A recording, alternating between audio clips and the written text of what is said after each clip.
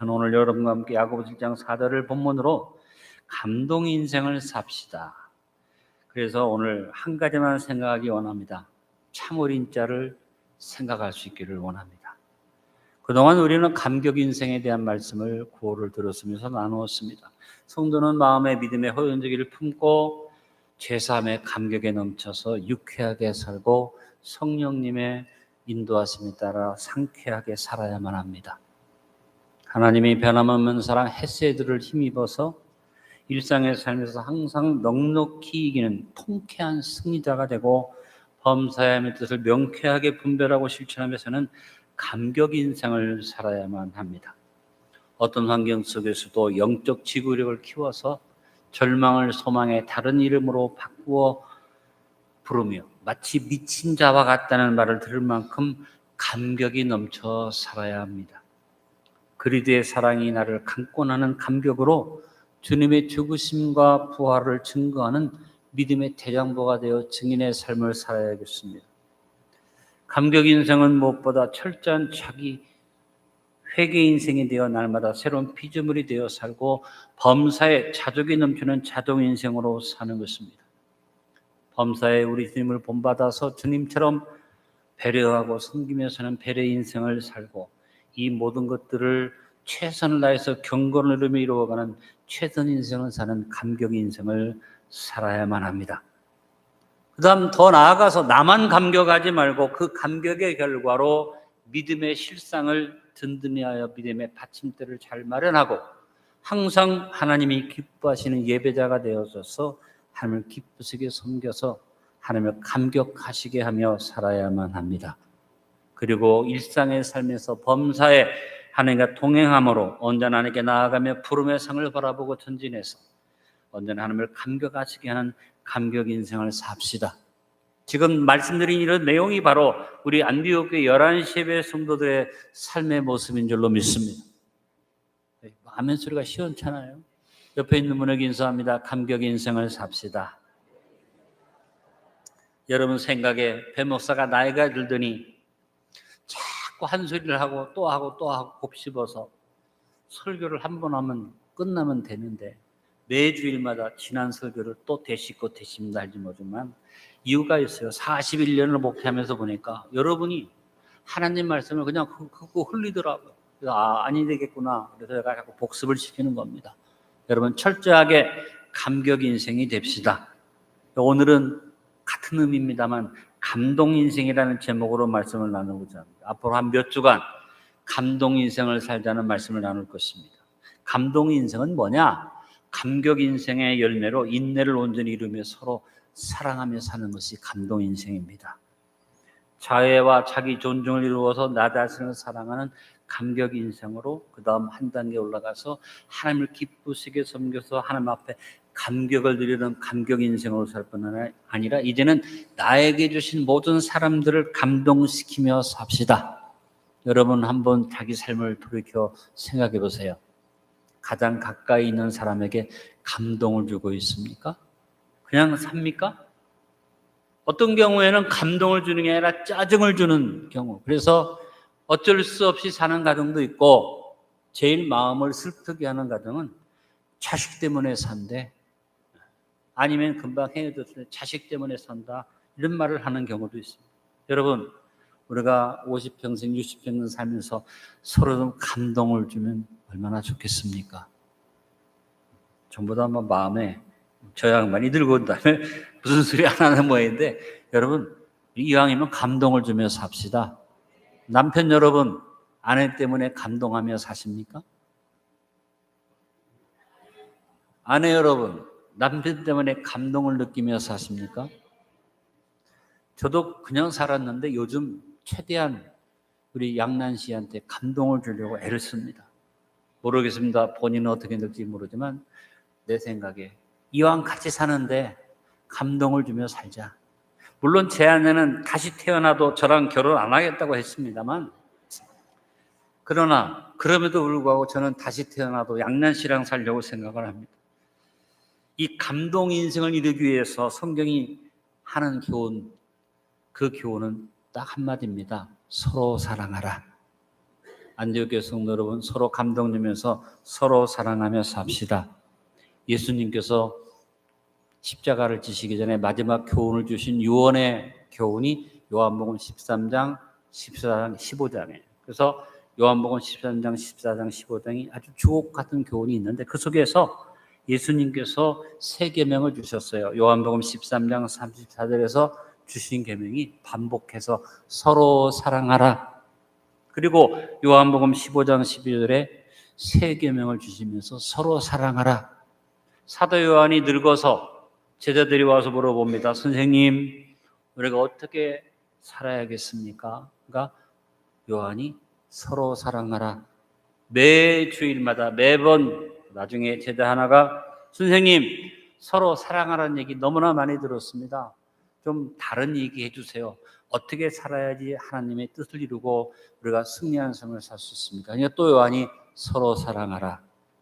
그만큼 서로 사랑하라는 말이 중요하죠. 요한만 그 교훈을 중요히 아니라 베드로도 베드로전서 1장 22절에서 교훈해 주었습니다.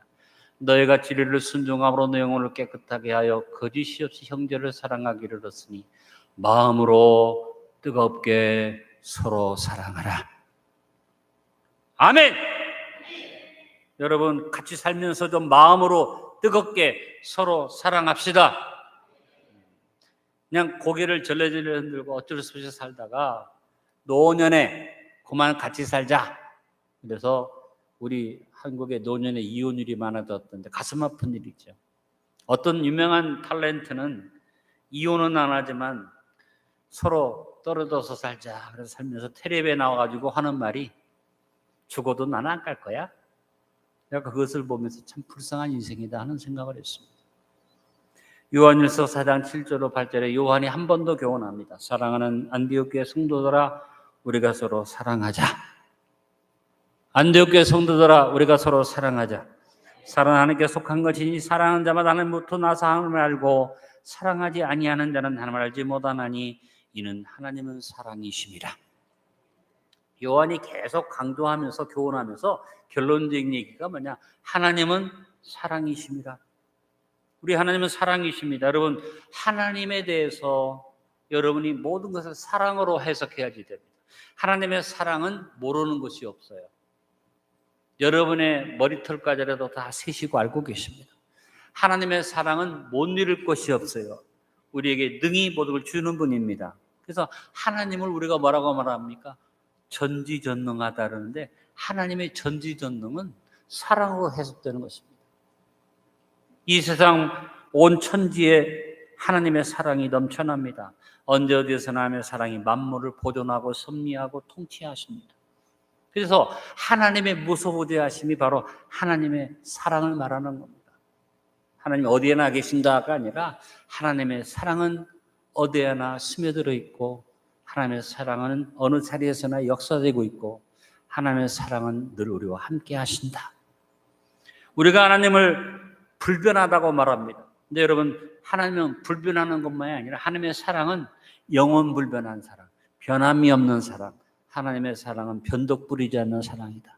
그래서 제가 오늘 여러분에게 설교 내용 속에 가장 중요한 얘기입니다. 끝났어요. 하나님은 사랑이다. 그러면 하나님을 이해하고 하나님의 성품과 하나님의 속성을 이해하는데 다른 것도 없다. 사랑으로 이해하고 하나님의 성품을 깨닫고 뭘 배우고 뭘 따라가야 하느냐. 하나님의 사랑하시는 그 사랑을 본받고 나가야겠다. 우리가 하나님을 기쁘시게 하고 나 자신을 바로 세워서 사는 감격 인생의 원동력이 뭐냐? 사랑이다. 바울은 고린도전서 13장 7절에서 사랑을 명쾌하고 분명하게 정의를 내려주었습니다. 따라합니다. 모든 것을 참으며 모든 것을 믿으며 모든 것을 바라며 모든 것을 견디느니라. 그래서 우리 삶에서 사랑은 무엇과 같으다? 약방의 감초와 같다. 여러분 감초는 한약이 쓰니까 그 한약을 좀 달게 먹게 하기 위해서는 그 단맛을 내는 약재가 아닙니다. 감초는 필수 약재입니다. 어떤 약이든지 어떤 보약이든지 어떤 치료약이든지 이 감초가 들어갑니다. 이유가 뭐냐? 위와 간을 보호해주고 오장육부를 다스려서 생리작용을 정상화시켜주고 각종 독을 해독 중화시키므로 한약재에 있어서 꼭 들어가야 할 약재이며 조정작용이 있어서 감초는 각종 근육통, 신경통에 효과가 있고 신경긴장을 풀어주고 콜레스테롤을 제거해주고 동맥경화를 방지시켜줍니다. 오늘 이 설교를 듣고 당장 한약방에 가가지고 감초를 사다가 푹푹 삶아서 마시면 병난다. 감초만 먹으라는 게 아니라 어떤 약재이든지 감초가 필수로 들어간다는 얘기죠. 마찬가지입니다. 사랑은 감초처럼 모든 것에 필수적인 요소라는 겁니다. 바울이 말한 건 뭐며 모든 것을 참고 모든 것을 믿고 모든 것을 바라고 모든 것을 견딘다. 먼저 사랑은 모든 사람에게 적용돼야만 합니다. 여러분이 사랑할 만한 사람이 있고 미워할 사람이 따로 있는 게 아니에요. 여러분 삶 속에 모든 사람을 사랑할 수 있기를 바랍니다. 내가 접하는 모든 사람이 사랑의 대상입니다. 여러분이 모든 사람을 사랑한다고 그래가지고 막 멀리 모든 세계 만민을 사랑하라는 얘기가 아니라 모든 사람은 다른 게 아니에요. 여러분이 만나는 여러분의 삶의 환경 속에 있는 누구든지 사랑의 대상이다. 이렇게 살면 우리의 삶에서 뭐가 없어요? 미움이 없어. 미울 사람이 없다. 내가 행복한 것이 모든 사람을 사랑하는 것이죠. 예수님께서 마태복음 5장 43절로 44절에 또 내 이웃을 사랑하고 내 원수를 미워하라 하였다는 걸 너희가 들었으나 나는 너희에게 이르노니 너희 원수를 사랑하며 너희를 박해하는 자를 위하여 기도하라. 원수도 사랑의 대상이다. 그래서 무슨 얘기입니까? 사랑은 모든 사람에게 적용되는 것이다. 감초와 같은 것이다. 여러분 누구를 만나든지 사랑하는 그런 삶을 삽시다. 내 주변에. 근데 여러분 살다 보면 멀리 있으면 미울 것도 없는데 너무 가깝기 때문에 미워할 때가 많잖아요. 원수가 멀리 있나요? 집안에 있지. 얼마나 원수면은 어떤 텔레비 프로에서 이제 뒤에다가 이렇게 그 얘기를 걸어놓고 손으로 맞추기를 하는데 어떤 할머니가 할아버지가 당신하고 내 관계 아니까 평생 왼수, 천생연분을 평생 왼수라고 그랬어요. 여러분 혹시 서로 원수처럼 살지는 않습니까? 우리가 인생을 살면서 원수도 사랑하라 했으니 마음속에 미움이 있다면 오늘 이 말씀을 들으면서 원수도 사랑하라고 하신 말씀 따라 모든 사람을 사랑의 대상으로 삼고 아름다운 믿음의 열매를 맺으시길 간절히 바랍니다. 또한 사랑은 모든 환경과 조건에 적용되어야만 합니다. 범사에 사랑이 적용돼야 합니다. 감초가 모든 한약에 들어가듯이 에베소서 4장 15절에 오직 사랑 안에서 참된 것을 하여 범사에 그에게까지 자랄지라 하는 머리니 곧 그리스도라. 여러분이 예수님을 닮아가는 게 다른 게 아니라 사랑으로 참된 것을 행하는 모든 일에 참된 것을 행하자. 조건이나 환경 속에서도 우리는 사랑 안에서 참된 것을 해서 주님을 닮아가야만 합니다. 예수 닮기 원합니다. 참마음으로 어렵잖아요. 예수 닮는 일은 다른 게 아닙니다. 모든 일에 사랑을 적용하면서 최선을 다해서 사랑을 실천할 때 주님을 닮아갈 수 있습니다. 또한 사랑은 모든 시간에 적용되어집니다. 오늘 우리가 부른 복음성가 가사가 뭡니까? 사랑에 대해서 시간을 강조하잖아요. 사랑은 언제나 오래 참고 사랑은 언제나 온유하며 오래 참고 온유하고 오늘 우리가 말씀의 주제인 오래 참을 말했습니다만 그보다도 사랑에 대한 강조된 게 뭐예요? 언제나 always 항상 모든 시간에 사랑이 적용돼야 한다. 모든 시간에 우리는 주님의 사랑 안에서 살아가야만 합니다. 모든 사람, 모든 범사, 모든 시간에 사랑은 적용돼야만 한다.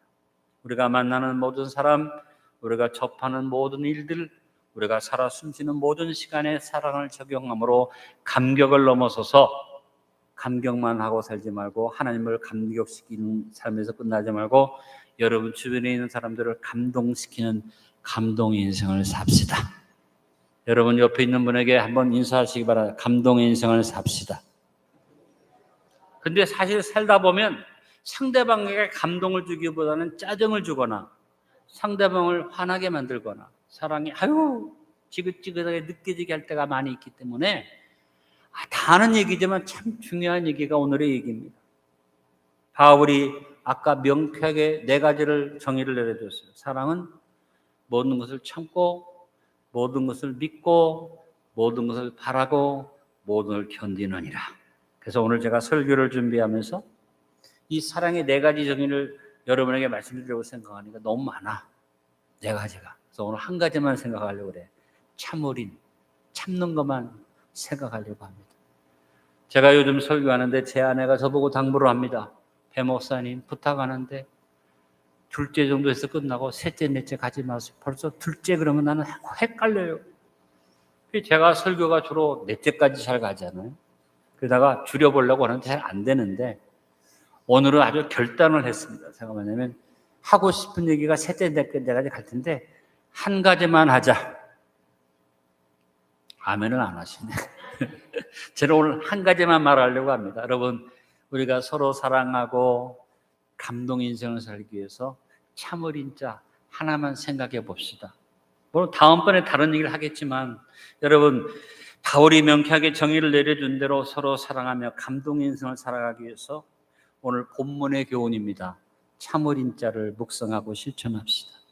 인내를 온전히 이루라. 이는 너희로 온전하고 후배에 좀 더 부족함이 없게 하랍니다. 여러분, 바울은 고린도전 13장 7절에서 제일 처음에 모든 걸 참는 것이라고 명쾌한 정의를 내려주었다고 말씀드렸는데 참는다는 말의 의미가 우리가 생각하는 거하고 좀 다릅니다. 스테게이라는 말입니다. 헬라어로. 이 말은 그냥 참는다는 의미보다도 더 깊은 의미, 덮어준다, 보호한다, 비밀을 지켜준다는 의미를 포함하고 있는 단어가 참는다는 말입니다.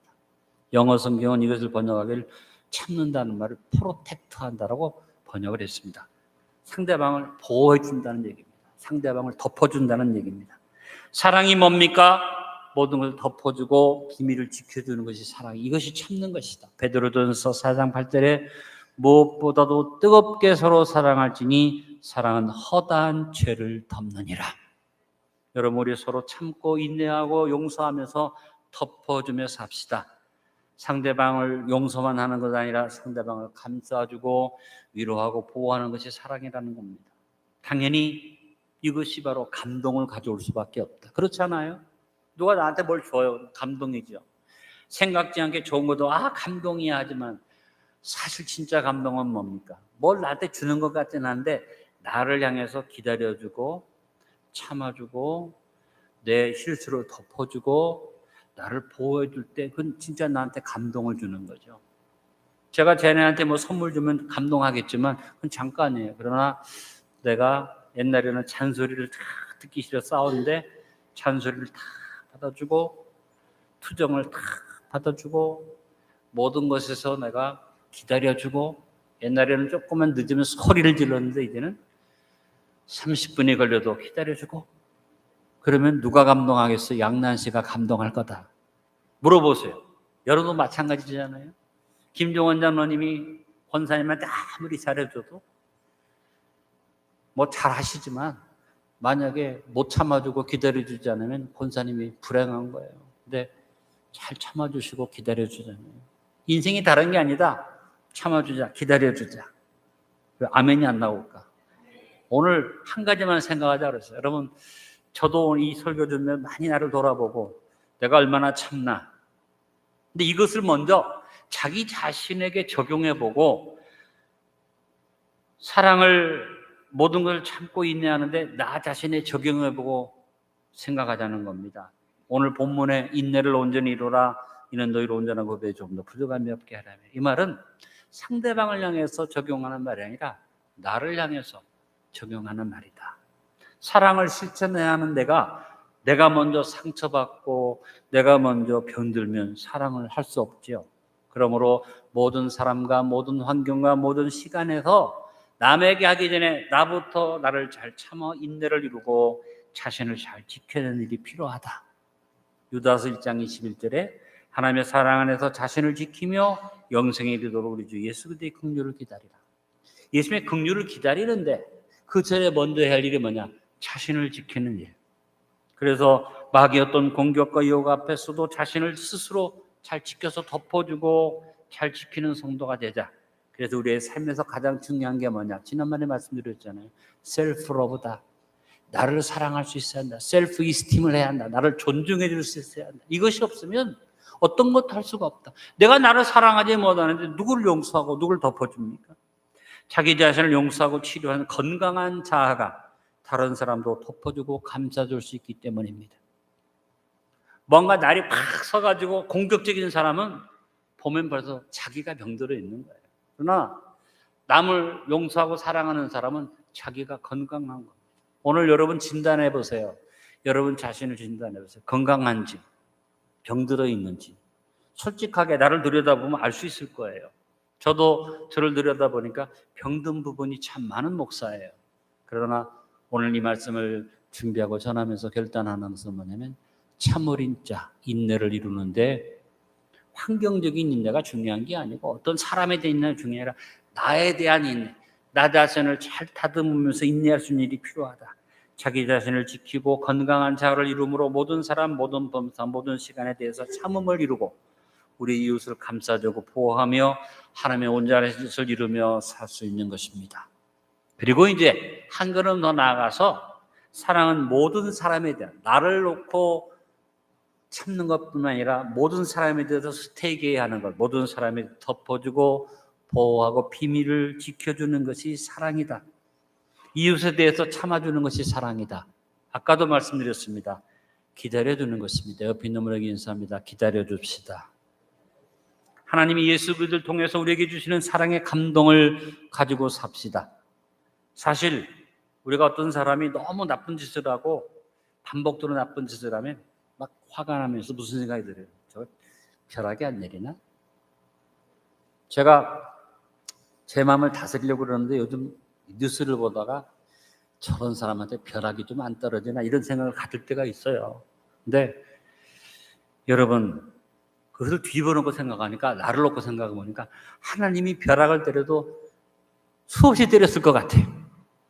여러분은 다 착하고 말씀대로 살고 참 하나님의 사랑을 받을 만큼 늘 하나님의 머리를 자꾸 쓰다듬어 줄 만큼 하지만 배 목사는 보니까 내가 나를 보니까 내가 하나님이었다면 벼락을 몇 번 때렸을 것 같아요. 여러분 어떠세요? 네? 하나님이 여러분을 자꾸 쓰다듬으면 잘못하면 이제 대머리가 되겠지만 여러분 솔직히 말해서 하나님이 우리를 향해서 얼마나 참으십니까? 누구를 향해서 내가 못 참겠다 하지만 하나님이 나를 향해서 참아주시는 것, 제자들을 향한 주님의 참아주심을 묵상해 봅시다. 그렇게 기적을 베풀고 그렇게 은혜를 베풀고 그렇게 교훈을 주고 심지어는 내가 얼마나 있으면 잡혀간단 말까지 하고 그렇게 했음에도 불구하고 제자들이 다 도망갔어요. 베드로는 씩씩하게 저것들은 다 줄을 버릴지라도 이 베드로는 그렇지 않을 것입니다 했는데 베드로가 더 비참하게 주님을 3번이나 모른다고 부인했는데 예수님이 그 베드로를 향해서 참아주셨어요. 그래서 만나셔서 너 이놈의 새끼, 싸가지 없는 새끼, 네가 나한테 그럴 수 있어가 아니라 너 나 사랑하니 내 양을 먹이라. 참 기가 막힌 사랑을 보여주셨습니다. 여러분 우리는 감동을 주는 것을 너무 얄팍하게 이해하는 것 같습니다. 주는 것이 감동이라고 착각하는데 더 성숙한 사랑은 주는 것도 아니라 참아주는 겁니다. 받아주는 겁니다. 기다려주는 것입니다. 모든 참음으로 가슴 깊은 곳에서 올라오는 감동 인생을 살아봅시다. 저도 인생을 살면서 보니까 내가 막 주는 것도 감동이 되겠지만 내가 누구에 대해서 깊이 참을 때 또 한 번 참고 인내하면서 야 나도 참을 줄 아네. 근데 그 다음에 올라오는 게 뭐냐? 내가 참을 때 내 스스로의 감동이 올라오더라고. 아, 내가 이제는 철이 들었구나. 이제는 인생을 살 만큼 살았구나. 고개가 숙여지고 있구나. 안 그래요, 여러분? 인내를 온전히 이루며 산. 그래서 감동 인생의 본을 잘 보여준 사람이 미스터 요셉입니다. 요셉은 야곱의 12아들 가운데 아버지에게 감동을 주는 아들이었습니다. 요셉은 동생으로서 형제들의 잘못된 행실을 따르지 아니하고 형제들의 잘못을 아버지에게 알려줌으로써 아버지 야곱에게 감동을 주는 아들이었습니다. 잘못 이해하면 요셉이 고자질했다 생각하기 쉬운데 여러분 요셉이 철이 없는 그래서 철딱선이 없는 어린 나이 같으면 그 말이 맞겠지만 요셉이 형제들에게 대하면서 아버지에게 형제의 잘못을 이해할 나이가 17살. 어떻게 보면 거의 청년의 나이예요. 근데 아버지가 이 자식 형님들의 얘기를 나쁘게 하네 하고 기분 나쁜 게 아니라 야곱을 특별히 사랑하고 채색 옷을 입혀주고, 물론 자기가 제일 사랑하는 여자의 아들이니까 사랑했겠지만 야곱의 그 마음속의 사랑은 뭐냐면 요셉이 형제들에 대해서 고자질한 거라기보다는 참아준다는 것을 이해했기 때문이죠. 그래서 어디서 볼 수 있습니까? 성경에 보니까 아버지의 특별한 사랑을 받음으로 형제들을 미워했는데 요셉은 형제들의 미움과 질시를 잘 참아냈어요. 그 형제를 미워하지 않았어요. 자, 창세기 37장 4절을 잘 보면 그들의 형들의 아버지가 형들보다 그를 더 사랑함을 보고 그를 미워하여 그에게 편안하게 말할 수 없었더라. 여러분, 아주 중요한 얘기, 편안하게 말할 수 없었다는 얘기는 상종하지 않는다. 17살짜리 동생이에요. 충분히 대화가 되는 동생인데 형제들이 단절을 했다. 요셉에 대해서 그냥 말을 하지 않았다. 왜? 편안하게 말을 할 수가 없었다. 근데 반대로 요셉은 자기를 편안하게 대하지 않는 형제들에게서 그들의 미움을 참아내며 열린 마음으로 하나님이 자신에게 보여주신 꿈을 말했다. 그냥 보면 요셉이 떠들었다 하는 걸로 이해할 수 있습니다만 자기를 향해서 편안하게 말하지 않고 상종하지 않는 형제들에게 하나님이 자기에게 보여주신 얘기를 열린 마음으로 얘기할 수 있었다. 요셉의 마음에 용서가 있었던 것이죠. 그래서 형제들이 더 미워했지만 요셉의 형제들을 향한 인내의 자세가, 참는 자세가 누구를 감동시켰느냐? 장자 루벤을 감동시켰고 유다를 감동시켰어요. 형제들이 요셉을 잡아 죽이려고 할 때 장자 루벤이 마음속에 요셉을 살려줘야 한다고 생각을 했어요. 루벤이 잠깐 어디에 일을 보러 간 사이에 약대 상인들이 지나갈 때 형제들이 구덩이에 넣고 죽이려고 그러는데 유다가 No, 우리 형제를 죽이는 것은 합당치 않다. 유다가 살려줬죠. 그래서 하나님의 놀라우신 축복의 역사가 누구에게 갑니까? 유다한테 간 것을 봅니다. 그럼 유다가 왜 그렇게 했을까요? 요셉을 향해서 요셉이 형제들을 대하는 모습을 보면 아마 감동이 왔기 때문이라고 저는 그렇게 생각을 합니다. 이건 제가 추측하는 얘기가 되겠고, 요셉은 애굽에 팔려갔습니다. 극한 상황을 만났는데 그가 잘 참아서 그 어려운 상황을 잘 참아. 여러분 상상해 보세요. 지금도 여러분이 여행을 해보면 이스라엘에서 국경 하나 타바 국경을 넘어서서 애굽으로 들어가자마자 180도 환경이 다릅니다. 환경도 다르고 언어가 다르고 음식이 다릅니다. 지금도 그래요. 지금도 여행을 하면서 이스라엘에서 지내다가 애굽에 나가면 음식이 확 달라져요. 자 보세요. 환경 다르죠. 기후 다르죠. 같은 지역인데도. 그리고 음식 다르죠. 언어 다르죠. 습관 다르죠. 완벽하게 다른 거예요. 근데 부잣집 아들로 채색옷만 입다가 노예로 떨어졌어요. 그야말로 극한 상황을 만났는데 요셉이 미치는 거예요. 사실은. 웬만한 사람 같으면 정신 이상이 올 거예요. 왜? 얼마나 분합니까? 형제들한테 그렇게 당했는데. 그러나 요셉은 잘 참았어요. 그리고 애굽의 노예로 팔려갔는데 그 노예의 자리에서 최선을 다하는 삶을 살면서 참아서 누구에게 감동을 주느냐?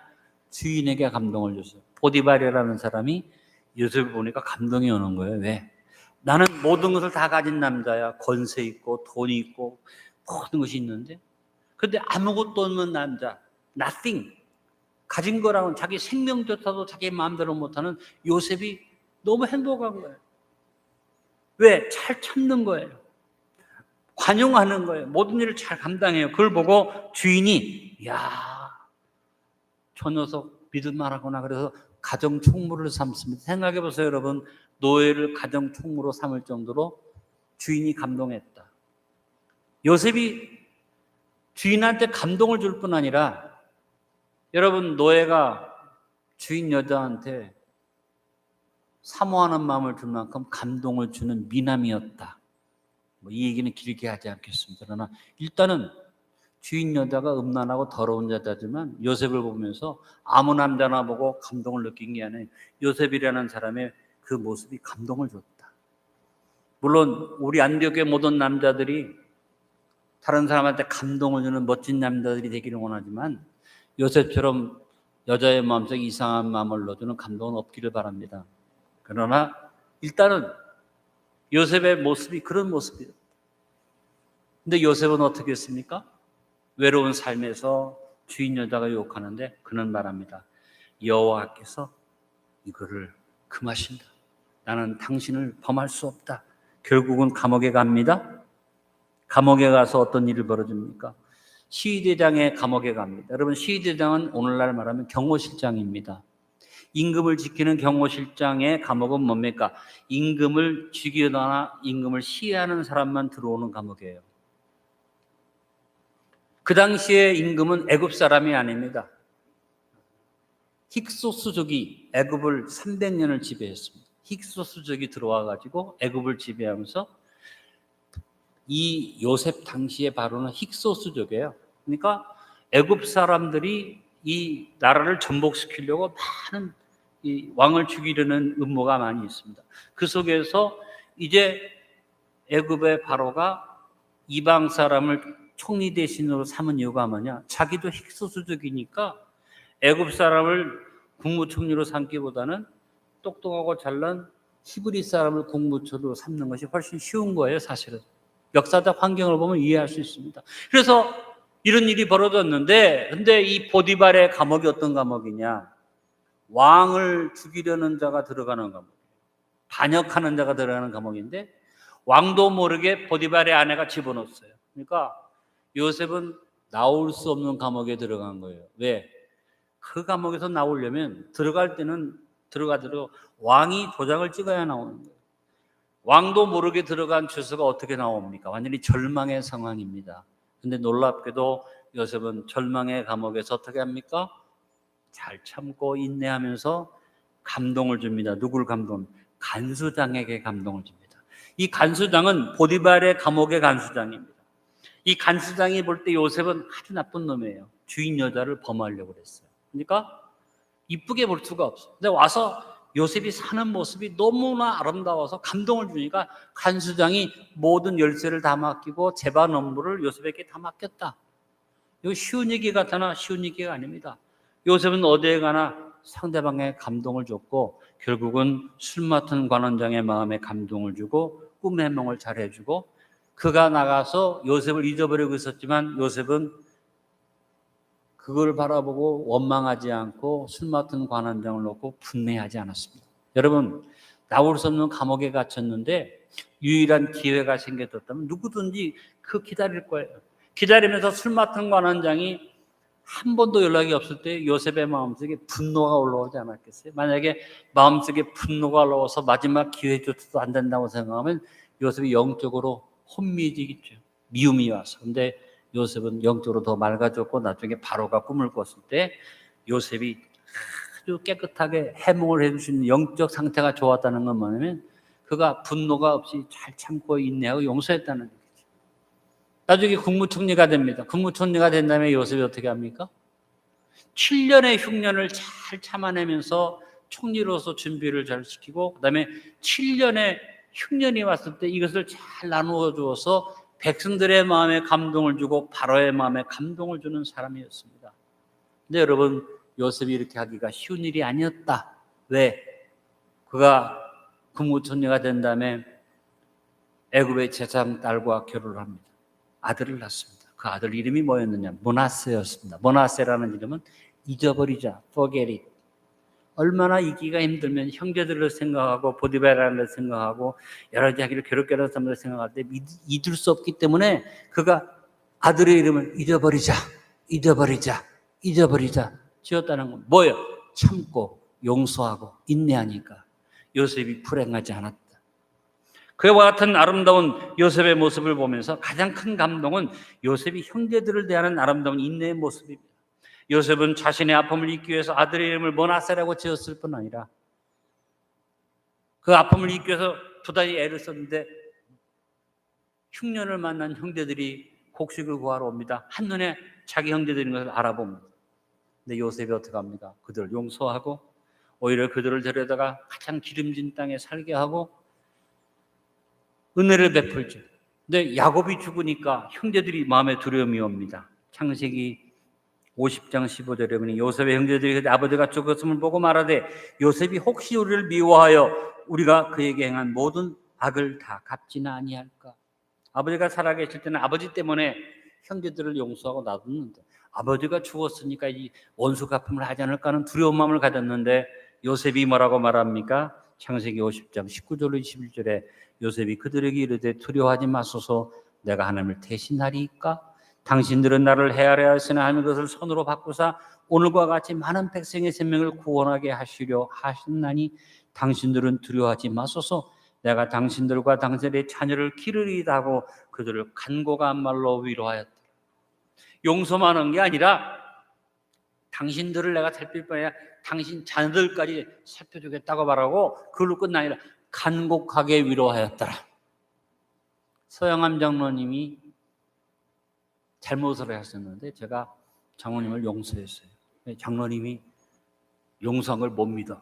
목사님 내가 그렇게 목사님 섭섭하게 했는데 근데 제가 장로님 보고 용서했으니까 됐어요 하는 게 아니라 장로님 집에 신방 가서 장로님 오해하지 마세요. 자, 장로님 정말 용서했습니다. 괜히 또 여러분 오해하지 마세요. 실제 그런 게 아니라 예를 드는 거예요. 그렇게 했다. 이게 쉬운 일이냐? 그렇지 않잖아요. 용서해 준 사람이 용서했으니까 진짜라 해도 돼요. 근데 요셉은 어떻게 해요? 용서한 다음에 간곡한 말로 위로하면서 실제적으로 은혜를 베풀었다. 뭐예요? 참고 인내하고 그를 향해서 품어주는 아름다운 모습이 누굴 감동시켰다? 형제들의 마음을 감동시킨 겁니다. 이해와 관용과 용서의 삶을 위해서 요셉이 이루었던 인내의 모습이 바로 감동 인생의 좋은 본이 됩니다. 여러분, 부부끼리도 싸우면 됐어, 잊어버려. 그래서 깨끗하게 잊어버린 줄 알았더니 그 다음에 쌈이 붙으면 그 옛날에 있잖아 당신이. 여기 웃는 분들은 다 수상한 분들이에요. 경험이 있는 분들. 또 이 얘기 듣고 나서도 다음에 또 싸울 때 과거 얘기하는 사람이 있으면 그 사람은 말씀을 안 들은 사람이에요. 자, 여러분 앞으로는 과거 얘기하지 마세요. 잊어버렸어요. 그 다음에 간곡한 말로 내가 두 번 다시 당신을 오해하지 않겠다. 이것이 바로 뭐예요? 감동 인생의 삶의 모습이라고 생각합니다. 제가 못하기 때문에 여러분에게 같이 하자고 말씀을 드리는 겁니다. 결론을 맺습니다. 감동 인생은 참을 인을 이루는 것입니다. 이웃에 대해 참아주고 기다려주고 관용과 용서를 베푸는 것이 사랑입니다. 하나님이 예수 그리스도를 통해서 우리에게 주시는 사랑의 감동을 가지고 삽시다. 제자들을 향한 주님의 참아주심을 깊이 묵상해 봅시다. 주는 것을 감동이라고 생각하지 말고 더 성숙한 사랑은 참아주는 것, 기다려주는 겁니다. 모든 것을 참음으로 가슴 깊은 곳에서 올라오는 감동 인생을 삽시다. 인내를 온전히 이루며 감동 인생의 본을 보여준 요셉을 본받아 감동 인생을 삽시다. 한마디만 기억하시면 됩니다. 기다려주자. 여러분, 아들이든 딸이든 부모든 남편이든 아내든 한 가지 기다려주자. 덮어주자. 용서해주자. 이것이 서로 사랑하는 일이고 이것이 감동 인생의 아름다운 걸음이 될 줄로 믿습니다. 아버지 하나님, 우리 안디옥의 모든 성도들이 감동을 주며 살게 하여 주옵소서. 우리는 자꾸 감동받기만을 바랍니다. 내가 좀 감동이 돼야 하는데 생각합니다. 그러나 이제는 생각을 바꿉니다. 하나님, 내가 이웃을 감동시키고 가장 가까운 남편과 아내를 감동시키고 내 자녀도 감동시키는 부모가 되고 내 주변의 모든 사람들을 감동시키는 삶을 살게 하여 주옵소서. 그러기 위하여 인내를 온전히 이루라. 이는 너희를 온전히 구비하여 부족함이 없게 하신다는 이 말씀을 마음에 담고 인내를 이루는 우리가 되게 도와주옵소서. 예수님의 이름으로 기도하옵나이다. 아멘.